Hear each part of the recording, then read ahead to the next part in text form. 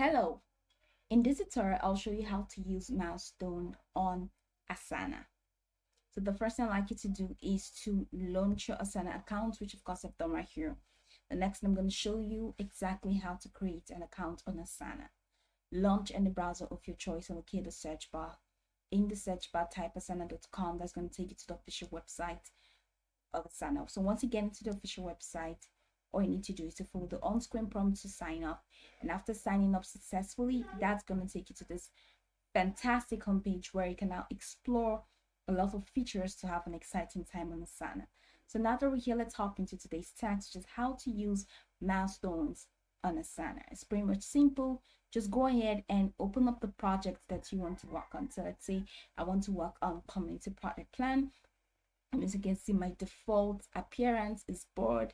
So I'm just going to have to head over to list, which is a desktop color. So I just changed it from board to list.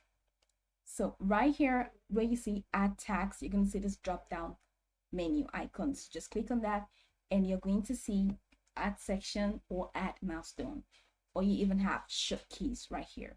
So go ahead and click on add milestones. And once you do that, this is going to open up. As you can see, the icon right here for the milestone is different from the other tags. So for this milestone, let's say contract signed. All right, so this big milestone right here, and because it's a major milestone, I'm just gonna have to like move it. All right, move this milestone from the top to, let's say, this. So I'm just gonna leave it here. All right, you can see it has a beautiful unique icon. So if I want to mark this milestone as complete, I can just go ahead and click on this beautiful icon here, and you can see it's complete, but I don't want to mark it as complete. So I'm just gonna leave it unchecked. So this is one way. This is how to use it. This is how to use a milestone. Then you can also, of course, track the progress.